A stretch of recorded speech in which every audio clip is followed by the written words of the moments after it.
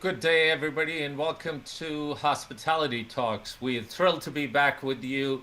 Second episode of a very important topic about meetings and events. Meetings and events, particularly in North America and also in large hotels, contribute tremendous amount of business. Hotels have always counted on this segment, whether it is social functions, corporate meetings, or association events that they house. With pandemic, the questions have always been, when will we be able to get back to in-person meetings?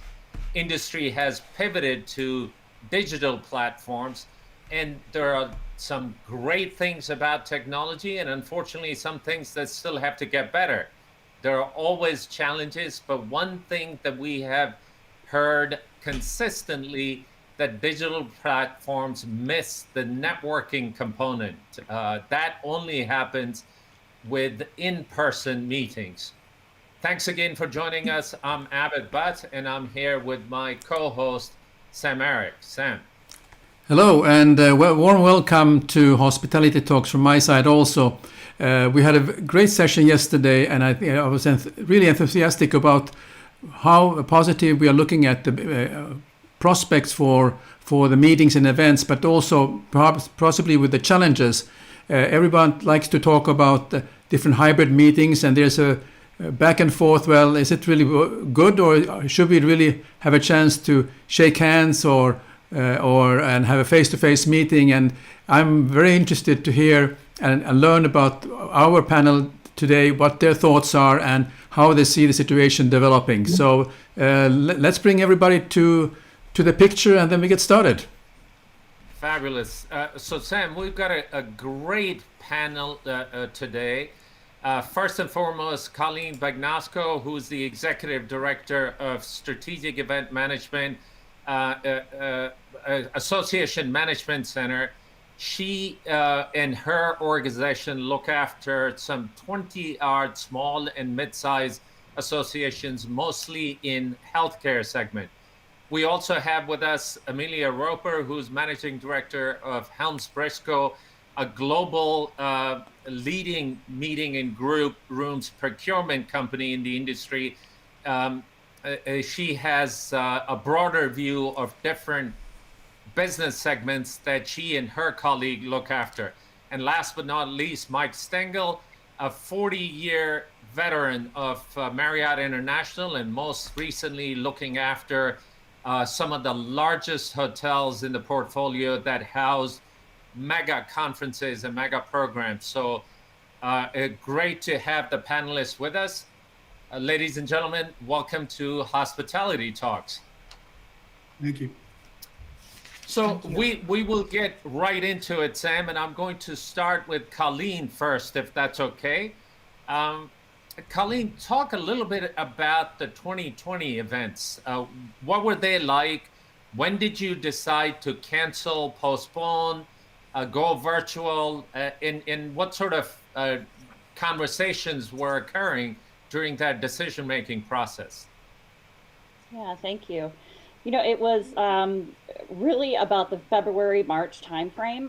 We held face-to-face events through mid-March. And started having conversations with our boards, and they didn't take these conversations lightly. The annual conference is a major revenue generator for most organizations, so they went through great lengths to explore different options, following CDC guidelines, the World Health Organization, looking at financial forecasts, and really listening to members. They're in the healthcare sector, so. We started canceling meetings in March. I was actually on site at a meeting in Tampa when the World Health Organization came out and said, this is a pandemic that we're in.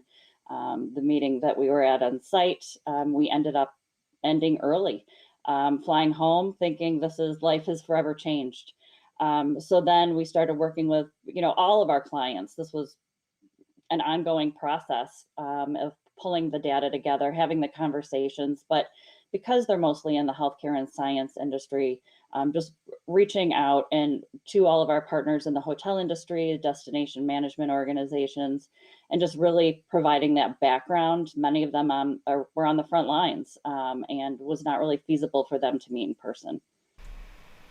So, Colleen, that's a great segue, particularly for the associations. These meetings, these gatherings, in addition to knowledge sharing and networking, these are revenue generating events for the associations to be able to service their membership. What other revenue streams have been talked about during this downturn, or are there any other ways that associations can continue to gain some revenue during this pandemic? Oh, absolutely. And I think a lot of our clients are looking at the membership model and really exploring. One of them is even considering perhaps a digital membership. What we've seen with the virtual events is we're reaching people who wouldn't have been able to attend in person, and also looking at repackaging our education, engaging industry support. They want to be seen as thought leaders. Having an exhibit online, it really doesn't work. It doesn't provide that engagement that you have on site.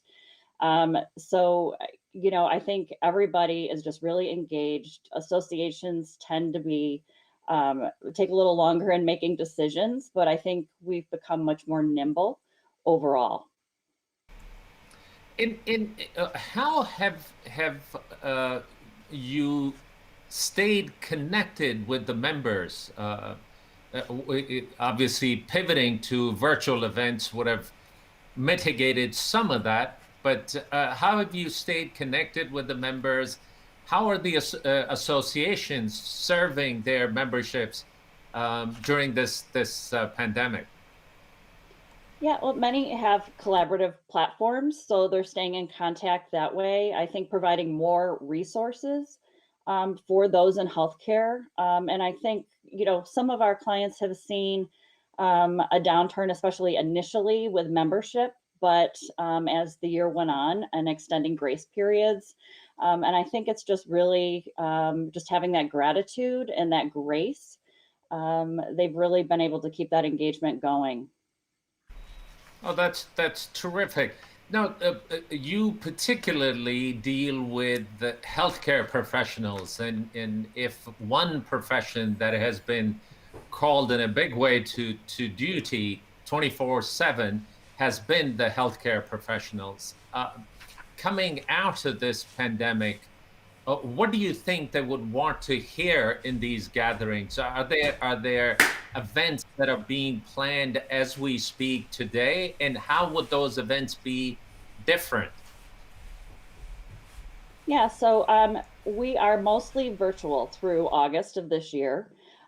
We do have a board who wants to meet in April. Their meeting would have been held in April face to face.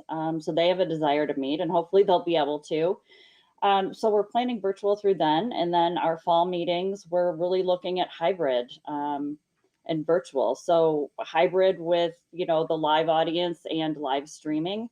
We have one group who's really engaged with that, and others it's just not going to work for. So just getting creative and coming up with ideas of perhaps there's, a road show or some smaller events that can be planned to help.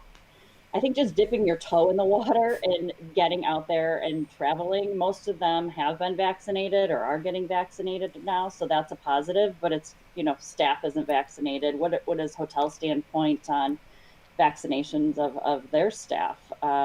So it will be ever evolving. That is absolutely certain. We have been learning and continue to learn how to mitigate our way through this pandemic and the challenges that it has presented. Any thoughts on social functions, the food and beverage events? And I'll turn it over to Sam after this. But how would these cocktail receptions look after the pandemic, or if there is an event in September or October you're planning, and would the dinners be any different? Yeah, I can't wait to get back to social events myself.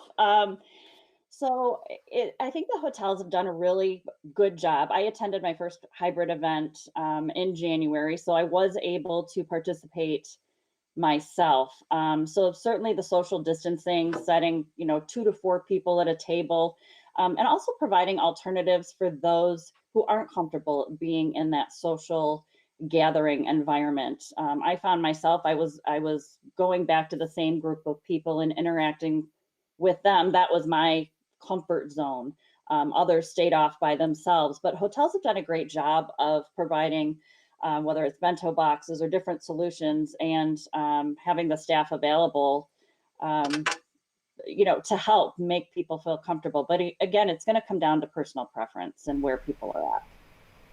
So in these events, personal preferences are obviously very important. I might be there to learn or go through my continuing education credits, but I really do not want to be amongst a large crowd, and that becomes sort of very difficult. How do you gauge that? So we'll continue to have to learn. I was reading an article that talked about these wristbands that are being used, kind of like lanyards but color coded, so that if I don't want to be socializing with anybody, people would keep a distance from me. I hope that that's not how the reality will come out to be, and before too long we can overcome these challenges. Any thoughts on how that is managed today in coming out of the pandemic? 4 people sitting on a table, it might as well be a virtual dinner. Right. Exactly. I think some clients will want to opt for the wristbands, but I think others won't. And perhaps there'll be a wristband, hey, I've been vaccinated, or I haven't yet, or, to step away. So I think at the meeting I was at, there were not, they didn't have wristbands, but everybody certainly socially distanced and figured it out. We're a huggy industry in general, so it's hard. I think it's like a reaction to want to shake a hand or hug, and I don't think we'll be there for a while. Yep, unfortunately, we have to be cognizant of that. So let me turn it over to Sam, Colleen, and I'll be with you in a moment. Sam. Okay. Thank you, Abid, and Colleen. Nice to meet you here virtually. Nice to meet you as well. You mentioned about virtual events, and there has been a lot of discussions about these, and of course they work very well, particularly during this time when people cannot meet. Can you just your thoughts on what are the pros and cons with holding virtual events? What do you see from your point of view, and perhaps from the participants' point of view, maybe? Yeah, it certainly provides a broader reach. It's more cost effective. You're not really restricted by space or dates. The format is easy to change, and you're able to really be creative and provide that 24/7 on-demand access. But the cons, people have Zoom fatigue. We've been doing this for almost a year now. The distractions, the multitasking, and you miss out on that serendipity of really being at a meeting and just talking to people. So I really see virtual or hybrid events as an extension of the face-to-face. I think technology is going to provide education in a variety of formats, and will also help associations diversify their revenue streams. Yeah.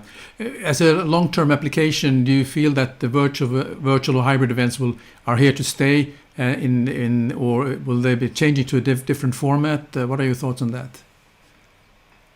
I think they will be here to stay in some capacity. I think there's a strong desire to get back to meet face-to-face. Some of our clients are open to the hybrid and virtual discussion. Some of them have multiple events, so it may work for one event and not another. So it's here to stay, but it is definitely not going to replace meeting face-to-face. Yeah, of course not. I mean, that's our industry, and the whole thing is about meeting people and just strengthen that connection, or meeting somebody for the first time and become first acquaintances, and then you become friends. So that's really what this is all about. What do you see will be different now in 2021 looking back, that was a very challenging time, and we are still not out of it. And when you're trying to forecast or plan of attendance, I mean, in the past you were able to think, well, these are my membership, I'm going to do this, and we will have maybe 2 or 5% more for this coming event. But now you don't have that reference point because everything has changed. So how do you think this is going to roll out now from now on? Yeah, I mean, we have solid history going back, and we always relied on that. Yeah. So now going forward, all of our clients are being very cautious and conservative, just with so many unknowns. So I think as we start going back face to face, it certainly is going to be smaller, more intimate gatherings. Large conventions won't be coming back for a while. So I think it's baby stepping. And yeah, I think just taking the conservative approach. Yeah, yeah. I mean, do you then would you be looking at maybe at just the pent up demand, or would it be maybe 75% or 50% of what you were used to? Any? I think it's the guesstimate, I guess. It is. I wish I had that crystal ball. I think certainly anticipating maybe a 20 to 30% fall off. This year could be up to 50%. We've been surveying our members as well. And, certainly the vaccine is crucial. COVID numbers coming down is crucial.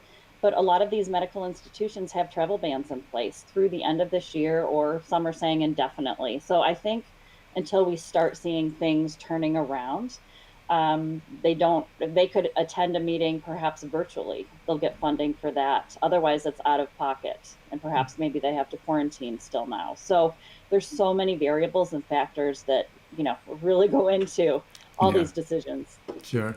How about the member acquisition? How to get more members? How do you go about that, considering we are in a new year?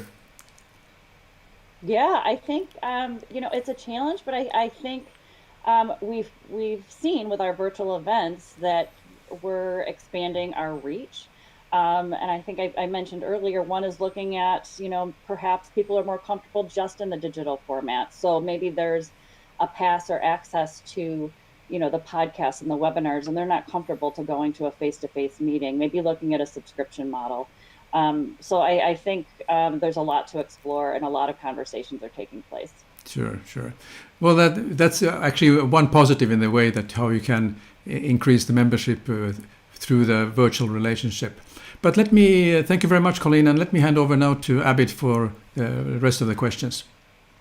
Thank you. Colleen, any particular criteria as you selecting a destination and or a venue that is ever more important today, that anything differently that goes into your selection process as you planning your future meetings?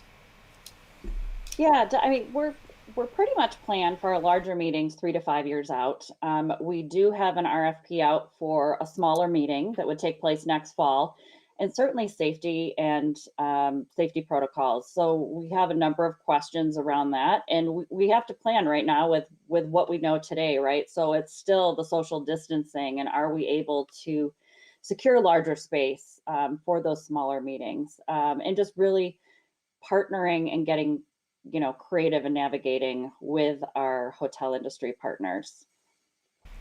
So if your lead time was 3 to 5 years, and that has become a bit shorter now, so that planning the events, are you seeing compression in the hotels and in the markets that space might or might not be available, venues might not be available, and also what about the airlift? Because obviously a lot of airplanes have been grounded through this time. Any thoughts on that? Yeah, so with a number of meetings that we have canceled, we have rebooked, trying as much as possible to go back to that host city. Dates have become a bit of a challenge. And the other challenge is because so many other organizations are also shifting and rebooking their meetings, we're seeing, a set of dates that may have worked for us, but then realize, oh no, a competitor just moved their meeting over this date. So that we're back to the drawing board. So it is becoming certainly challenging. Airlift is also, it's a big concern. into these destinations. So we're hoping it comes back, and it just has to. So it's like, what comes first? We start getting group business. Are the airlines going to add more flights? It's in each market is so different. And particularly for the healthcare folks, when will they really be able to travel? Because even from state to state, if you cross the state line, you got to go through the quarantine, and you got to go through all those issues. For healthcare workers, it's possibly even more stringent than anybody else. So hopefully we'll come back. Last question, Colleen, and we'll bring up our next guest. Contractually, is there anything that you're doing differently as a result of this pandemic? The force majeure clause or the attrition clauses. Are you looking at contracts any differently? Do you expect different things from your hotel partners and convention centers or venues that you select? Yeah, so we have our own contract template, and so we have met with our attorney to review that and review all of our clauses. There aren't a substantial number of changes in regards to force majeure, or the decision timeline has been very short, 90 days, right? That's when you can implement force majeure typically. So we'd like to see that longer, up to 6 months. Whether or not we're able to get it is another story. So that's one of the changes that we are looking at and what we're hoping for. Associations, it's very difficult for anybody to plan an event within 3 months, especially associations. So having that longer horizon would certainly help. Terrific. Well, thank you for all that information, Colleen. Please stay with us. We'll be back with you in a moment. At this particular point, I'd like to bring Amelia Roper with HelmsBriscoe. Thanks for being with us, Amelia. Hello, how are you? Nice to be Very here. well, thank you.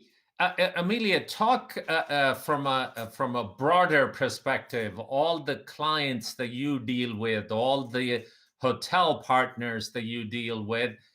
What was 2020 like? How many programs did you have to postpone and help your clients work through rescheduling of these events? Well, certainly last spring was, and I hate to say it, but an unprecedented time. I know we're all a little bit tired of that word, but in a typical year, we manage over 55,000 meetings on behalf of our clients. So you can imagine the volume of cancellations and rebookings and postponements was, we called a bit of a tsunami for us. So the spring definitely, March, April, May, a little bit going into June was rough. And then, we saw things sort of slow down in terms of the cancellations and the postponements. So those were the worst. That was the worst time frame. So did most of your clients, and I guess it would be different for different people, but did they reschedule the event, or was it an outright cancellation? Many groups rescheduled. That was definitely the primary focus for our clients.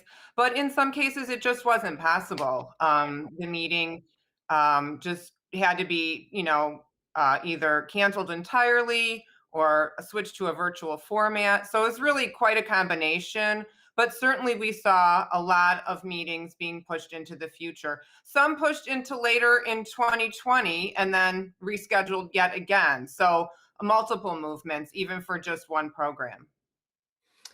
So, Amelia, talk a little bit about recovery expectation. If you were to be looking in your crystal ball, and you obviously have, a lot of different markets that you deal with, a lot of hotel partners.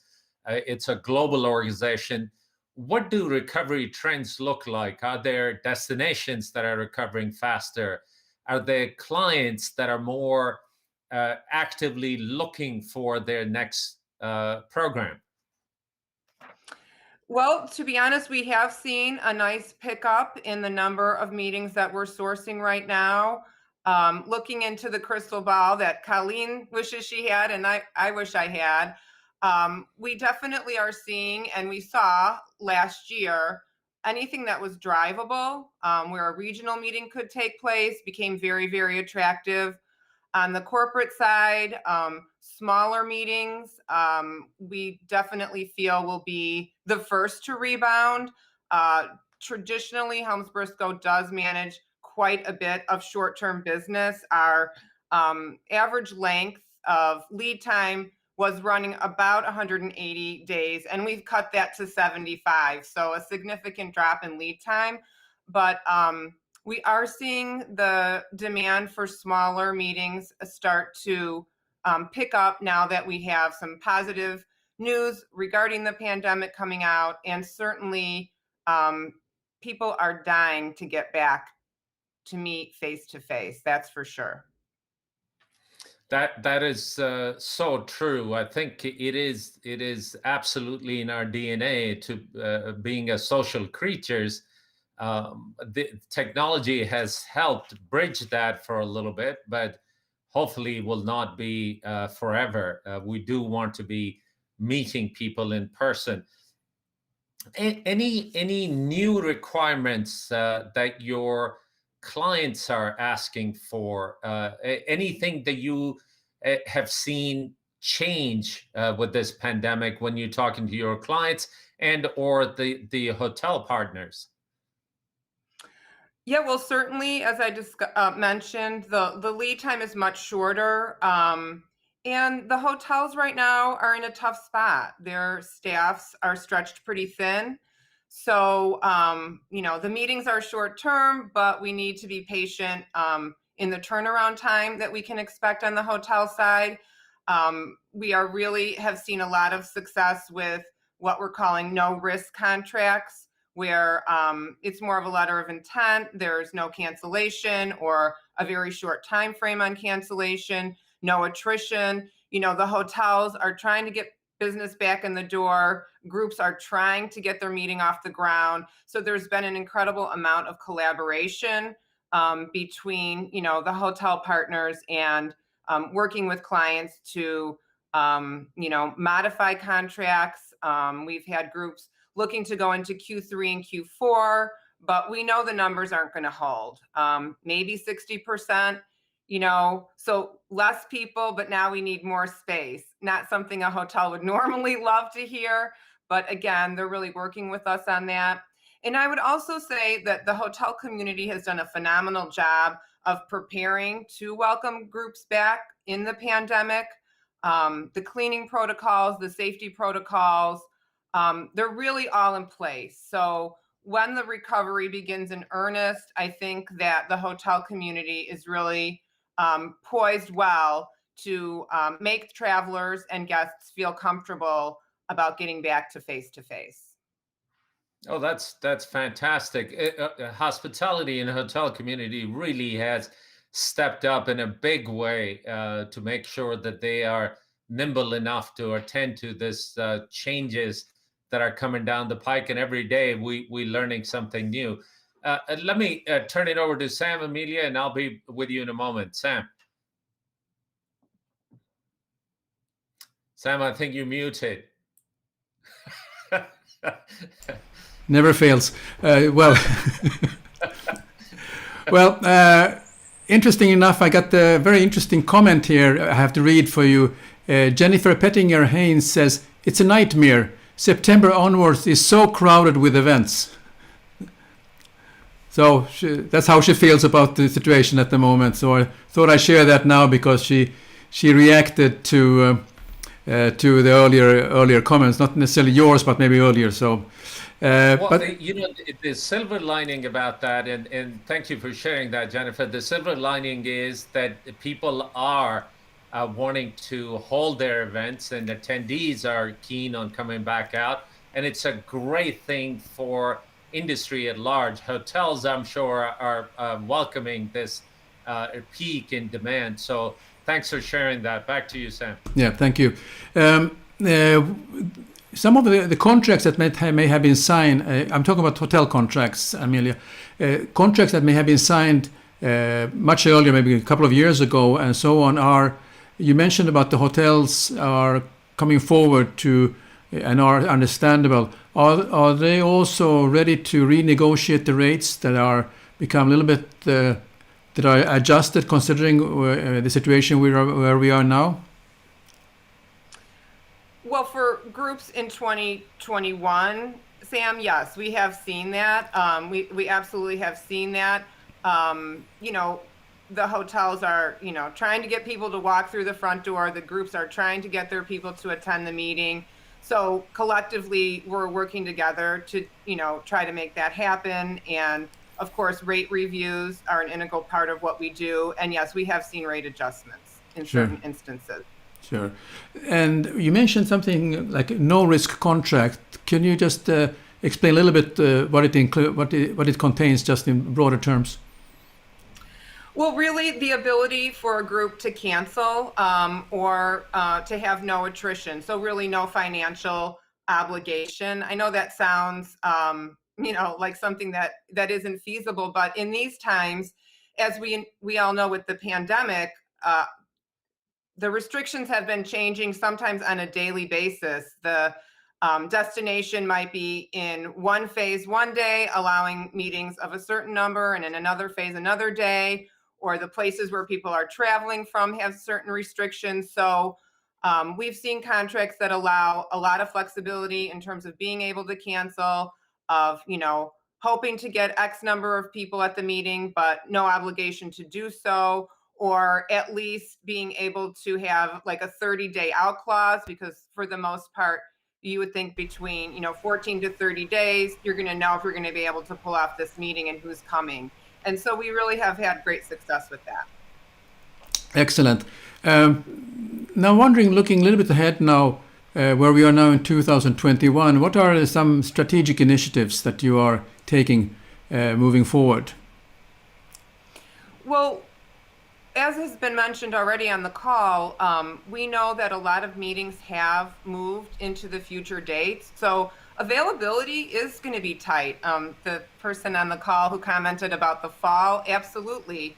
The fall and then moving into 22 and even 23, the dates are full. A lot of groups moved. So it's a good time to start maybe shopping if you have a future meeting that's coming up that you know about. And I think we're seeing flexibility with our clients who in the past were very specific about the pattern they wanted. But you know what? Now's the time to maybe try a new pattern, maybe try a different destination. So I think we're going to see groups really evolving and maybe doing some things that they hadn't done in the past, and getting a little bit more creative to make the space work, to find the dates and the destination that they're looking for. Okay.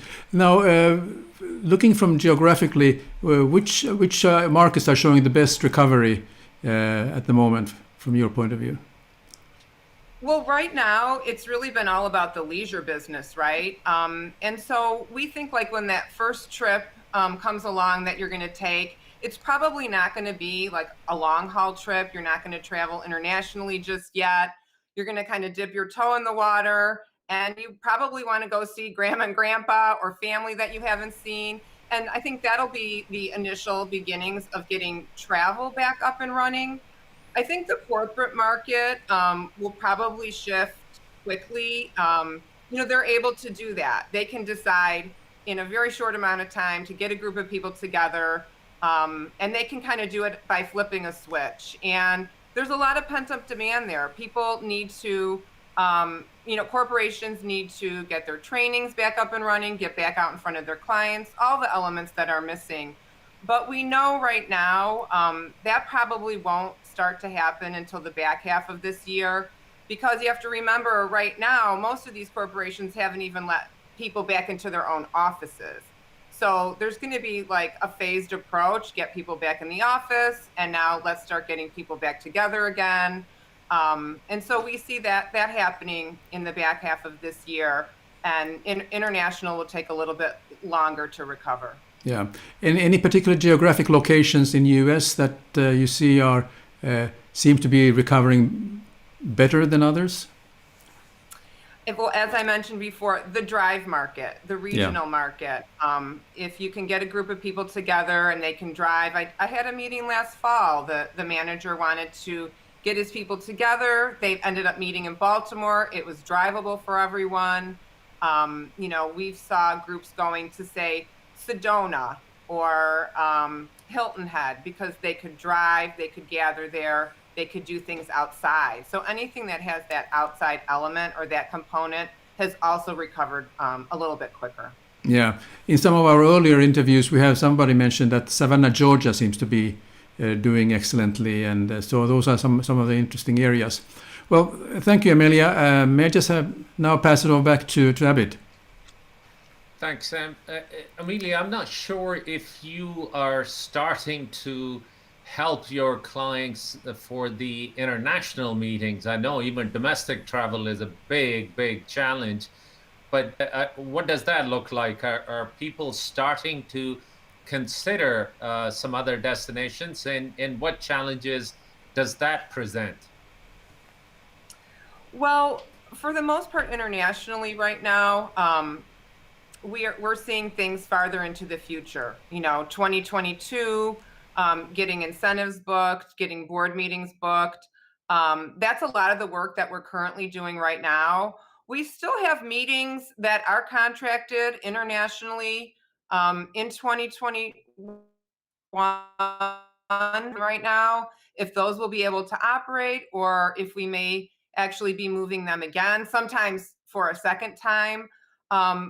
The Caribbean has done great efforts in terms of communicating out what their restrictions look like. And we've seen a lot of hotels actually setting up really almost overnight, you know, in-house testing because of the new restriction of coming back into the US.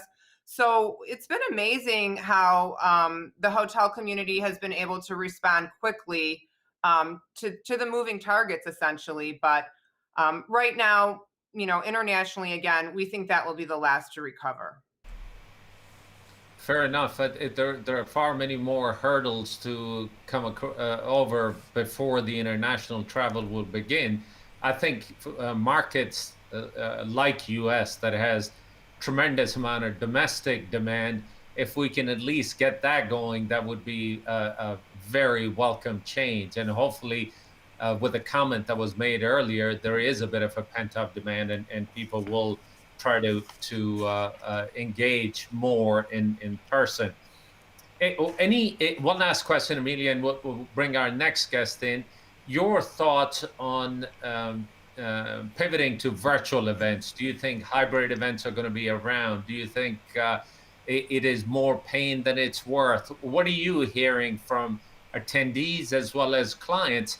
And do hotels even have infrastructure to be able to do the hybrid events?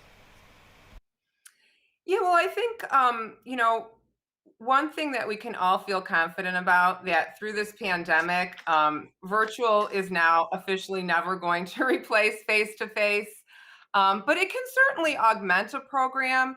You know, like we're doing today, I think we've all learned that virtual is a great way to dispense knowledge, but it can really impact your corporate culture, your association purpose, dynamic. We need to connect. We need to connect in person. There's no doubt about that. And as Colleen mentioned, you know, the Zoom fatigue, like it was fun in the beginning, but now it's exhausting, really. And I think there will be a place moving forward for certain events. I know on the association side, those groups have been able to capture a larger audience. So I think it could augment, you know, a convention and get larger participation. And if you need to, again, dispense information quickly, there's a way to do that. But I certainly don't think that, you know, it's something that people are going to rely on the way that we have been for almost the last year. Fair enough. Fair enough. Hopefully, we will be able to get back in person program sooner than later. Amelia, thanks for your insights. Please stay with us. At this point, I would bring our next guest, Mike Stengel, who is the principal with MJS Hotel Consultants. Mike, thanks for being with us. Mike, I think you are muted. Yep, sorry, I'm back. Yeah. Mike, you heard from HelmsBriscoe point of view, and also from Colleen perspective when she's dealing with associations. If you wouldn't mind looking at it from a hotel's lens, how are hotels preparing for meetings and events, at least for 2021, while we might still be dealing with after effects of the pandemic? What is being done differently at the hotels? And you obviously have looked after some of the major big hotels that house large programs. Sure. Well, thank you, and thank the ladies for being on too. I know Colleen very well. I've been at customer events with Colleen. What's happening in the hotels is we immediately, when the pandemic started, hotels began to focus on a whole new level of sanitation and cleanliness. And it was about electronic sprayers. It was about whether we let people go into your guest rooms, putting up plastic shields, wearing masks. You know, Marriott has a policy that everyone in the property has to wear masks, both customers and employees. So we put all of those protocols in place. And then the second thing we did is we began to lay out, someone mentioned on jurisdictions around the country, what are we capable of doing in that particular jurisdiction, and laying out meeting space and social distancing in meetings. The advantage we have in big hotels is we do have the infrastructure to be able to put on hybrid and virtual meetings. We're glad that it doesn't work that well as we've experienced on some of these Zoom calls, because we rather have people living in person. But we've done that. We've also set up the opportunity for us to do not so much bubble, because a bubble like the NBA did is almost impossible to do unless you don't let people in and out of the hotel. But we've set up a system with several partners where we can test people every single day, temperature check, COVID testing, contract tracing, and all that stuff to make people feel comfortable about coming for a meeting. We've actually had several big meetings back in November and December of a couple thousand people in some of our big box hotels, and they were extremely successful. There's no issues. We followed all the protocols, and there was probably 20% of the people at those meetings in the virtual way, not in person. So I think hotels have really stepped up their games, especially the big box hotels, because they live and die by this business. And if you can't get this business back, you're going to have enormous problems. Right now, most of our resort and convention hotels at Marriott are basically living off of the leisure business until that group business comes back strong. Mike, talk a little bit about the events that you hosted back in October, November, December time period. What was different about them? Obviously, hotels are not healthcare facilities. We are all about making things fun for people. Sure. We're all about bringing people together. A simple thing, and Amelia was talking about that the attendees to function space ratio that we all have been taught throughout, that it's got to be maximized and it's got to be optimized. How did all that work out? So nobody really wants to give more space for the same amount of rooms. Space is a commodity. But however, in these particular cases, if we had 1,000 people in a general session in a room that holds 3,000, and everyone was 6 feet apart. There were screens all over the room so people could feel closer to the stage, and the people who were virtual could see the meeting and the people in the meeting. we had folks exit and enter into one-way entrance, one-way exit, single file on the way out, social distancing, everyone wearing masks, hand sanitizer. I think if you look at the Gaylord hotels, I think the average Gaylord has about 800 to 1,000 hand sanitizing machines just about out in every single meeting room, every single elevator landing, etc.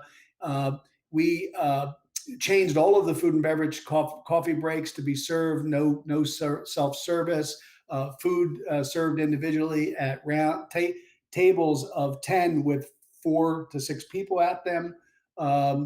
Just all of those sorts of things took place and followed all of our protocols, and people felt really comfortable. The thing at cocktail parties at night was a little bit more challenging because as the later it gets, the more comfortable people get, the closer they get.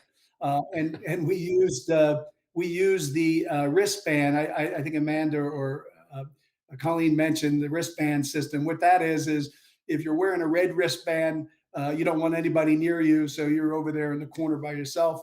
If you're a yellow wristband, you're okay to talk to people in a close area. And if you're a green wristband, you're a hugger. And so that's kind of what we use, and let people choose the color for those receptions. And that worked pretty good. It was actually fun. Hardly anyone said they were red, because you don't want your peers to think that you were some kind of Martian and didn't want to be near anybody. Yeah. But to be honest, after a few drinks, I probably won't be able to tell the difference in colors anyhow. So. Red turned to yellow, and then a little later, yellow turns to green. Yeah. There you go. Mike, any trends? We all have counted group pace, and we've measured it far in advance, particularly for convention hotels. It is undoubtedly the lifeline. Have you seen any trends for recovery? Are people starting to book more business, and how far out are those trends visible? Well, the most important thing was we decided when the pandemic started that we would keep our sales organization in our properties, our big boxes, whole, and we would keep our event leadership together with them, so they could work with the customers on detailing out their meetings, as well as space managers and that sort of thing. So that was a start, and that really paid off, because our biggest hotels at Marriott rebooked over 60% of the business that canceled, and our next size somewhere between 30 and 40%. So that really paid off, and try to get that business back on the books. And when I say back on the books, in the next, including 21, really we focused on 21, 22, and 23 and 24, getting all of that business back on the books, and we got a significant amount of it. The trend is that if you're an association, associations live and die by their meetings, and they make money out of those meetings. And so we're finding associations anxious to get back on the books, and having us help them sell their association boards what we're doing to make them feel safe, and giving them all the tools. We have these, if you go on Marriott's website, you'll find the Marriott Clean or the Gaylord Clean documents that you can do in a presentation to a board, that you can get your sales leader or event leader to attend on your behalf. Those boards ask questions, answer questions. We can show them the different layouts of rooms and how we're doing food and beverage. We review the testing opportunity where you could test your people there every day to make sure that the meeting stays without COVID free. So we give all those tools to the meeting planners, so they can go back, because meeting planners all want to have meetings, and this way they can take those tools back to their board and convince their boards to have it. So I'm seeing associations wanting to get back quickly. The second thing we're seeing coming back quickly is anything to do with sales. If I sell anything, those people are very anxious to get back to work, because if you don't sell anything, you don't have a company. So and sales incentives and those sorts of things are starting to really get traction in a big way. So those are the two big meeting business that I see coming back first. And then corporations are working with companies, companies like Accenture and PwC and EY and Microsoft and IBM. They're working with companies like Trust Assure, and so are the airlines to come up with a way for them to all feel comfortable to begin their business travel again. And I think that that's a combination of all those things. Hopefully, as the hotel business sees it, is back into somewhat normalcy by the end of the third quarter of this year. Well, that's very encouraging. One last question before I turn it over to Sam. Any particular strategic initiatives in communicating with all stakeholders on availability in the hotels and what the hotels have done to make it a safe event and gain confidence? Anything in particular that you have seen being practiced at the hotel to gain that business back? Yeah, I think, well, part of it is the relationship with the salesperson and the customer that know each other, have been doing business with each other. And our salespeople, the best practices have really been our salespeople taking them through and getting them comfortable in all of our protocols and helping them learn our protocols so they can recite them themselves. One of the best practices that we did is we partnered with companies like Gartner. Gartner does thousands of meetings with us, and we partnered with them when we were putting our clean programs together to run ideas by them of what would make them feel comfortable. And we incorporated a lot of their thoughts into our programs. So I think that was very helpful. I've also we had also reached out to major airlines like United and Delta and airlines like that to find out what their best practices were going to be. And we incorporated some of those best practices that they were doing to get people there to carry those on into the hotel. So I think partnering with the industry has been a big help. And then really dealing with the government legislation, because, government is not used to dealing with this sort of thing. And we have some government agencies in some parts of the country that have been absolutely unreasonable and don't listen. And then some of them that want to be educated by the experts. And, we've brought a lot of that stuff forward and gotten exemptions to be able to do certain things in certain counties of the country to make people feel comfortable. So I think, there's just a ton of stuff. And if you go back and look at the Marriott Convention Network website, you'll see a lot of those documents are on there to help people find their way to get these meetings back. Terrific. Well, thank you for that. Let me turn it over to Sam, and I'll be with you in a moment. Sam. Yeah, thank you, Abid. And Mike, I'm interested in, you mentioned the word incentive, and I think I was just thinking, in order to entice people to go to meeting, do you see that they are being offered some maybe some low-cost incentives to travel and go to those for the next meting? Is that any? That was not the kind of incentive I was thinking of. I'm thinking of more of, salespeople love bonuses. They love trips, and they love to be able to go to what we call an incentive meeting. They're very, lots of places in the United States do incentive meetings, and so does the Caribbean and Mexico. And so incentive meetings are very, very important to our business because they're celebrating the best people you have. And we want to be able to get those teed back up. And we know that sales organizations, you take an Amway, for example, they want to do everything they can to give incentives to their salespeople to sell. And some of those incentives are earning these trips to come to these meetings. So we want to help them get back into business quicker. Okay, I understood. Gotcha. Can you share a little bit on the changes in functionality and maybe in the staffing in the hotels at the hotel level? What is changing in your view from the organizational changes or any functionality changes because of the pandemic? Amanda might have mentioned this, that staffing is a big issue right now. some people were not comfortable coming back to work.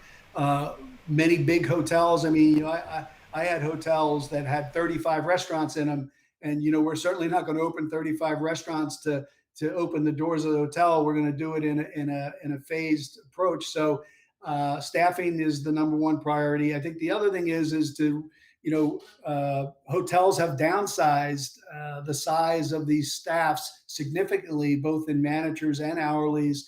And as the business builds back up, the most important people for our meeting planners are the event planning people. And we have to get event planners retrained back on the properties, making sure that they're helping customers get their detail out their meetings for the future. So that's going to be a big priority for big hotels. And I think the changes, some changes will be forever, and some changes will be until everyone feels comfortable that they're all vaccinated and this thing gets behind us.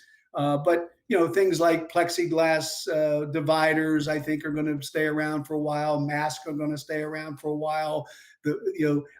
We've got tables spread out in restaurants. We've eliminated buffets. We've eliminated any kind of self-service at any level, which is requiring more staffing. When you eliminate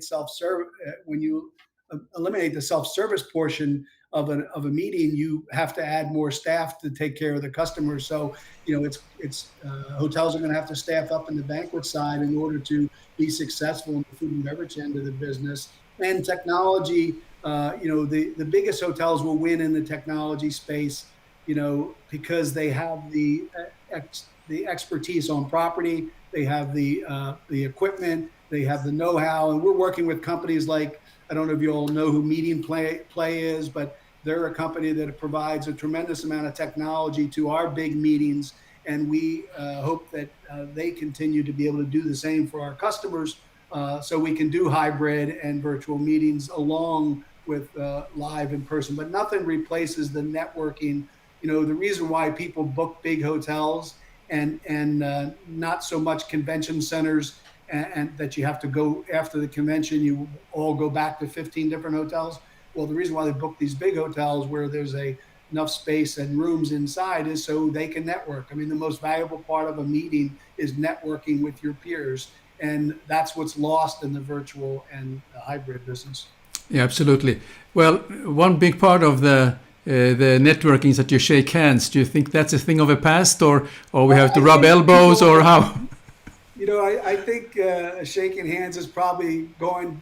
People now, it's acceptable not to shake hands. Yeah. I have a hard time not doing it. But when you're in the hospitality business, you're so used to being hospitable that you think it's kind of rude. But the fact is, I think some of those things eventually will disappear as people get more comfortable. Yeah. I don't have any other question, but I want to share just one of the viewers said something very interesting. He said, or the person said, good to see you. I have a suggestion. Given the confusion about availability of vaccines, why don't the hotels offer a vaccination package to include both shots and fun as they stay? So that's a good point, because we were working with Vanderbilt University and the medical folks there into figuring out how do we set up our big box hotels to be able to have vaccination centers in them. We have been working with them for about 3 or 4 months now. The challenge is getting the vaccine allocated enough to be able to do that. And then there's a lot of state issues, because the state doesn't want to go ahead and vaccinate out-of-state people. They want to vaccinate people in-state. So I don't think that we will be able to do the vaccinating of people on properties until the vaccines are relatively available everywhere. Well, thank you, Mike, for that. Let me hand over now back to Abid. Thanks, Sam. It is interesting that you were working with Vanderbilt to figure out if vaccination centers can be put in the big box hotels. Particularly for Pfizer vaccine, as we know, the infrastructure, those freezers are a big issue. But as Moderna and Johnson & Johnson and AstraZeneca, these other vaccines come out, maybe it can be done so that at least that's also hotels taking part in the community and making the community safer, because that's who's going to get vaccinated. Yeah, what Mike, helped me out was you when we talked said, a little bit. Sorry, go ahead. oh, I was going to say, when I was in contact with the governor's office in Maryland, and what made me think about talking to government was, if you had the Johnson & Johnson vaccine, because of the freezer issue, we have the ability, you take a Gaylord National, has freezers big enough for you to live in. We could house that sort of vaccine, and they're very interested in doing such a thing. It's just a matter of getting the quantity of vaccines to be able to do that. So I think you will see some big box hotels vaccinating people, or super centers for vaccinations, but I don't know how long that's going to take. Fair enough. I'm sure there are regulatory issues that have to be overcome. Sam, maybe we can bring everybody back, but I'm going to continue to with Mike at this point. Mike, you talked a little bit about the staffing challenges, and as people that might have been furloughed, and some of the relationships were there with the meeting planners, they might have been lost in this process. How do we overcome that? It's going to take a little bit of time to train people, but the relationships are built over a long period of time. Any thoughts on that, Mike? Well, I think the biggest thing is big hotels have to hold on to the key players in event planning and in sales in order for them to continue those relationships with their customers. If you're starting all over again, boy, that's a tough nut to crack. And I think that's where we've put all of our time and focus is how do you keep those relationships going? We're not doing a ton of Marriott or customer events now, right? Our Masters Program Association or Corporate Masters and things like that. So we want to be able to do more customer events and do them in a smaller way, and us going to go to customers instead of them coming to us at some point. But I think that the more and more we can make customers feel comfortable that we can execute, I think the more and more business will get comfortable with us. Colleen, if I may ask you the same question, what has your experience been as a client approaching some of your hotels? How are hotels able to cope with the changes in also for, all organizations have been in a bit of a survival mode. Have some of your contacts missing at these hotels? Yeah, they are missing, or there's other colleagues who are filling in and, working multiple markets. So, I think we all have to be patient, continue to be patient and work with them. It's taking a longer turnaround, for sure, whether you're contracting or having conversations about reducing room blocks for the fall or just looking for diagrams. It's just taking longer. Fair enough. Amelia, you deal with your hotel partners and your clients. Any recommendations for clients first and then the hotels as we are starting to slowly work ourselves out of this pandemic? Anything that you would recommend that your clients look at, and anything that the hotels should do? Are you talking about in terms of dealing with the staff shortages a bit, or just in general? Just generally, as clients are starting to talk about their next program, anything they should do to make sure that it goes off without a hitch, and similarly for the hotels that are looking for business, anything they need to do differently, generally speaking. Well, generally speaking, and I think we touched on it, anything for 2021 is obviously going to require a tremendous amount of flexibility, I think, really on both sides. I think if a group is trying to, pull off their meeting, they have so many unknowns surrounding that event. And so a great degree of flexibility will be needed from that hotel partner. and I think by all of us working together, we'll get there and we'll start to see the meetings coming back. I think for future business, recognizing that there's compression, in markets moving forward. So you don't necessarily want to hold off on your future business because you're going to find tight availability. And perhaps, again, as I mentioned, think about changing your pattern. Think about surveying your attendees now. If you were going to make a change, this might be the time to explore possibly doing things a little bit differently, perhaps a different destination, because, there is going to be compression with all the business that was pushed forward into the future years. And, hotels have a lot of work to rebuild, rebuild their profit centers as well. Amelia, one more thing. Mike was talking about the incentive business, and obviously, product launches or incentive for salespeople.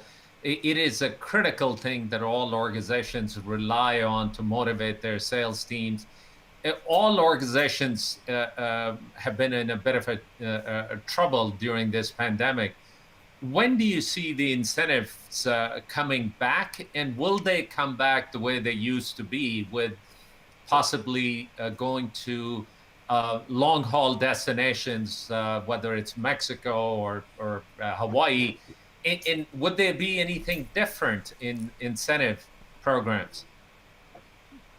We really have seen that business hold fairly strong. Throughout the pandemic, the thing is, the stock market's still doing really well. Like, the economy is still doing fairly well. The incentive programs are very important to our financial and our insurance customers, along with other industries, but that business is holding. It's trying to take place. We shifted some international meetings last year to domestic locations.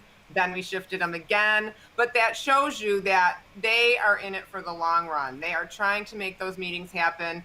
They know their salespeople have been through a lot this year. They want to reward them. They've been doing a good job, and they've earned the trip. So we feel very bullish about the incentive market. Oh, terrific. Sam, I think we are approaching fast to the end of our session. Let me turn it over to you for any questions that might have come up in this time, or any comments that you might have. Well, we don't have any additional comments here, but I think as we may want to start to wrap up our session, maybe we can go a little bit on the personal with our guest about sharing some feel-good story or personal findings during this year. Will that be all right with everyone? Absolutely. Please do. Well, Mike, can you share what do you feel has been perhaps your biggest accomplishment during the pandemic period? I lowered my handicap by like three numbers. Golf. Actually, it's for some reason, you guys probably may not know this, but the golf business is booming, and our resorts that have golf courses is booming. And it's because people think that golf doesn't have COVID. So, golf courses went around and put these little things in the cups where you don't touch the flag, and they put dividers in the golf carts, and sure enough, we've had record rounds of golf in our resorts this past year. So that was quite a surprise, and a nice surprise, because someone figured out that it's okay to golf. You can't go to a restaurant, but you can go out and golf all you want. So I think that's probably the funniest thing I saw during the pandemic, is that golf is booming. Well, golf is a physically distant game. No two golfers would land at the same spot. Yeah. That's right. Very good. And that was a big surprise for us. The very only good budget last year. And Colleen, what have you learned about yourself? Anything new that you felt that something new you learned about yourself during this pandemic period, because life changed quite dramatically when we got into lockdown and so on? Yeah, it really did. I have to say that I'm truly proud of my team for being so resilient and adaptable and just their learning to help our clients. But I think what I've really learned about myself is to be patient be more patient, but to be kind to myself. We all have so much pressure on our shoulders, and have put in countless hours. So just really taking a step back, trying not to put as much pressure on myself, trying to take time during the day to get a walk around the block or just to take a break. I think that's really important, mentally, physically, and emotionally. So Yes. that's my learning. Thank you. Amelia, how about you? Any personal findings, something you have learned about yourself during this challenging time? Yeah, well, I'd say on the professional side, it was just incredible to see my fellow associates put in the hours and hours and hours of work that they did to help their clients navigate this situation. And, our business model does not lend itself to cancellations, and they have just continued to impress all of us with the work that they've done and really solidified their relationships on a whole new basis. And I enjoyed getting emails upon emails from clients just really thanking us for the support they received during these difficult times. So that was very gratifying. And then on a personal front, I just kept trying to remind myself that I was getting extra time with my daughter who was home from college and my 17-year-old son, who a lot of times thinks I'm invisible, and my husband, who's a road warrior and normally gone every single week. Just really trying to enjoy that time with all of us together. I played a lot more golf as well. I did not improve my handicap like Mike, but I'm going to stick with it. Very good. Well, that's lovely. Well, I mean, any questions you have? No, I think we ought to be wrapping it up. Ladies and gentlemen, thanks to Mike Stengel with MJS Hotel Consulting, Amelia Roper with HelmsBriscoe, and Colleen Bagnasco with Association Management Center. This has been a fabulous conversation, great input. I've learned a lot. Thank you to our panelists for being with us. Sam. Yes, I also like to thank all the live viewers and who has already gave us some very valuable comments, and also I'd like to thank the replay viewers who will be watching this after. The recording will be available on Hospitality Talks YouTube channel, and of course in LinkedIn, and if you go to Facebook, we have a Facebook group page called Hospitality Talks. Just ask to join, and both Abid and me are going to let you in. We would be very happy to have you join us. And then finally, if you look over here, there will be a video by tomorrow that you should take a look. If you liked what we about our episodes, there will be a very nice video you should take a look at, and with interviews with some of our other guests. But with these words, I just want to thank you again, and look forward to seeing all of you again in the near future. Bye-bye. Face to face. Thank you. Thank you.